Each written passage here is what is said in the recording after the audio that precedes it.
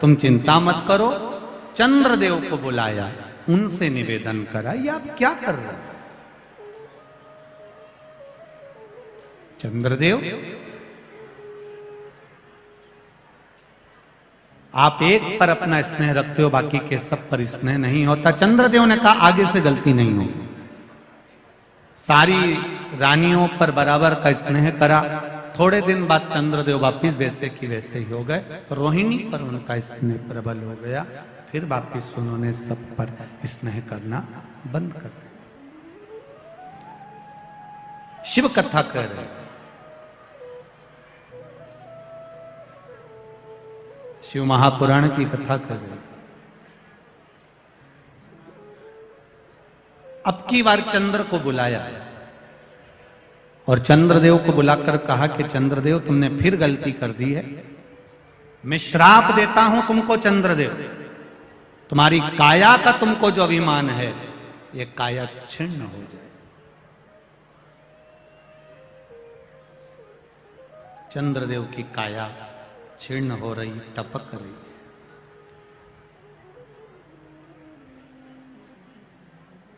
जब रोग से ग्रसित हो जाता है मनुष्य, किसी का एक्सीडेंट हो गया, कोई रोग आ गया, कोई बीमारी आ गई, तब उसको याद आता है कि मुझे शिव की शरण जाना।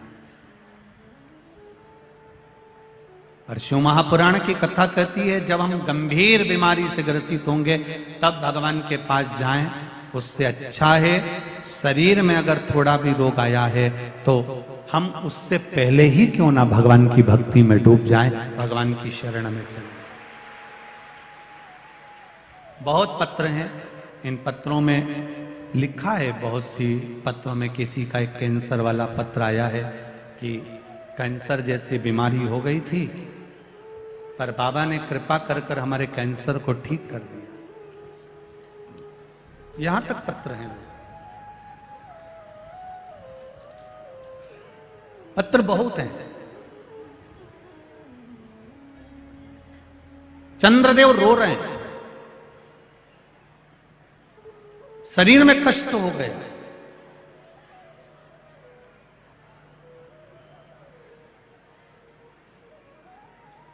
एक बात चंद्रदेव के जीवन में चंद्रदेव को समझ में नहीं आई। मेरा शंभू कहता नहीं है कुछ भी, पर बता देता है। पर नारी, पर धन,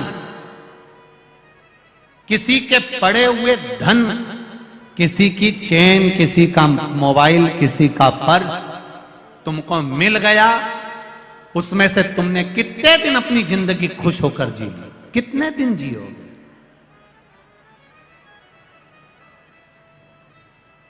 फिर वापिस वही रोना जिंदगी का, और उससे अधिक रोना जीवन का है, और ज्यादा रोना है। पर धन, पर नारी पर जब गलत दृष्टि दी जाती है तो यह निश्चित है कि व्यक्ति को रोना तो पड़ता है।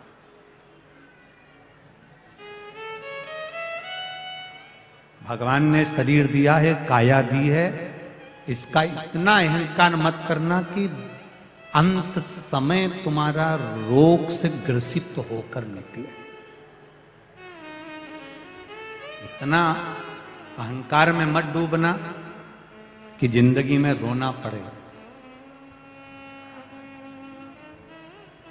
हर पल हर घड़ी उसको धन्यवाद देते रहना कि तेरी कृपा से मिला है। शरीर भी दिया तो तूने दिया, घर भी दिया तो तूने दिया, बच्चे भी दिए तो तूने दिया, खाने के लिए दांत भी तूने दिया तो उधर भी तूने दिया, और भोजन भी तू ही दे रहा है।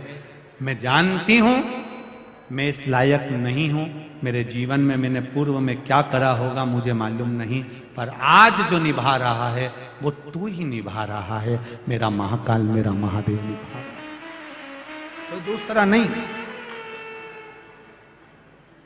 काया खराब हो गई चंद्रदेव की। इतना अभिमान था चंद्रदेव को, मेरा तेज, मेरा तेज, मेरा तेज। यहां तक चंद्रदेव ने कह दिया था कि सूरज, सूर्य तू चमकता है तो मेरे तेज से चमकता है। चंद्रदेव ने एक दिन भगवान विष्णु से भी कह दिया था, तुम्हारे शरीर पर जो तेज है और वैकुंठ में तेज है वो मेरी ओर से। चंद्रदेव ने एक बार गुरु बृहस्पति जी से कह दिया था, संपूर्ण ब्रह्मांड में जितने ग्रह चमक रहे हैं ये चंद्र से चमक रहे हैं। चंद्र के सिवा किसी की सामर्थ्यता नहीं कि कोई चमक जाए। चंद्र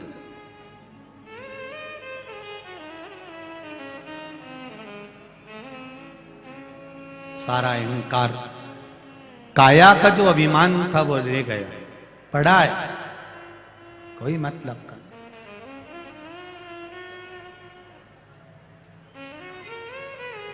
पड़ा है अहंकार। ब्रह्मा जी के पास में सूचना पहुंची तो ब्रह्मदेव ने नारद जी से कहा, नारद चंद्रदेव से कहो कि शिवलिंग का निर्माण करे और उसकी पूजन करे। समय पूछा गया, शिवजी के पूजन का समय क्या रखा जाए। ब्रह्मा जी ने कह दिया, चंद्रदेव से कह दो संसार में जन्म लेने वाले मनुष्य का मौत का समय बता दे कि मरेगा कब। जब इंसान को मृत्यु का समय नहीं मालूम कि कब मरेगा तो पूजन का समय क्या पूछना। हर पल दिन रात भगवान की भक्ति ऐसे करो कि मैं अगले पल जीवित रहूंगा कि नहीं रहूंगा। जब मौत का ठिकाना नहीं तो मरने का क्या ठिकाना, भजन का क्या ठिकाना। कोई कहता भगवान का भजन दिन में करो रात में मत करो, कोई कहे शाम को करो सुबह मत करो, कोई कहे अभी करो बाद में मत करो। सबकी सुनो। पर शिव महापुराण कथा कह रही है कि कब मरोगे तुमको मालूम है क्या। जब तुम्हें मरने का नहीं मालूम है, मालूम पड़े रोटी खाता खाता लुढ़क गया तो उससे पहले ही शंकर का भजन कर लो, उससे पहले ही एक लोटा जल चढ़ा लो, उससे पहले ही शिव की भक्ति कर लो, भगवान का भजन कर लो, राम कर लो, कृष्ण कर लो, शिव कर लो। मृत्यु का ठिकाना नहीं है कि कब मरोगे। तो भजन का भी कोई समय नहीं है, तुम्हारी मर्जी पड़े तब करो, पर शिव का भजन।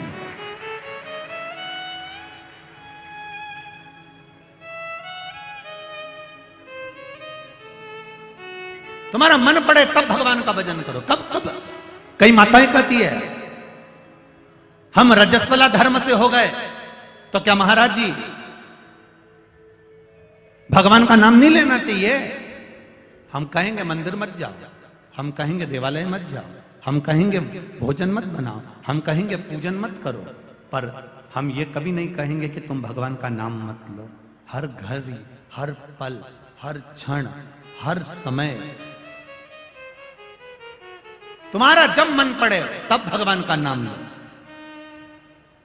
भगवान के नाम लेने के लिए कभी भगवान ने मना नहीं करा कि मेरा नाम मत लो। जैसे उदर भरने के लिए भोजन जरूरी है, आत्मा की तृप्ति के लिए भजन जरूरी। क्या घर में सूतक लग गई, सावड़ लग गई, घर में बच्चा हो गया या कोई मर गया तो क्या हम भगवान का नाम नहीं ले? कौन मना करता है कि भगवान का नाम ना लो। पूजन मत करो, मंदिर मत जाओ, आरती पूजन का स्मरण मत करो, पर नाम तो लो। नाम लेने में कोई मना नहीं। जपते रहो भगवान का नाम हर पल हर घड़ी। चंद्रदेव ने पूछा शिव जी की आराधना कब? तेरा मन पड़े जब कर, 24 घंटा शिव की स्तुति कर। चंद्रदेव ने शिवलिंग बनाया, पूजन करी, रोज पूजन करते, रोज अर्चना करते, रोज विनती करते। शिव जी प्रकट हो गए। एक कुंड, चंद्र कुंड प्रकट हो गया। उस कुंड से शंकर भगवान प्रकट हो गए। प्रकट होकर कहा ले इस कुंड में स्नान कर, तेरा चर्म रोग समाप्त हो जाएगा। चंद्र कुंड में चंद्र ने स्नान करा, रोग समाप्त हो गया। रोग गया, रोग समाप्त हुआ, चंद्रदेव ठीक हुए, भगवान सोमेश्वर महादेव के रूप में विराजमान हो गए। बोल सोमनाथ भगवान की। 12 ज्योतिर्लिंग में प्रथम ज्योतिर्लिंग सोमनाथ, जहां पर चंद्र कुंड है। जिस सोमनाथ जी के पास में भगवान शंकर के उस धाम के पास में भगवान कृष्ण भी आकर अपने प्राणों को त्यागना चाहते हैं, क्योंकि वहां से मैं मुक्त हो जाऊंगा, संसार के सारे बंधन छूट जाएंगे। ऐसे सोमेश्वर महादेव का स्मरण किया गया। भगवान अर्धनारीश्वर भगवान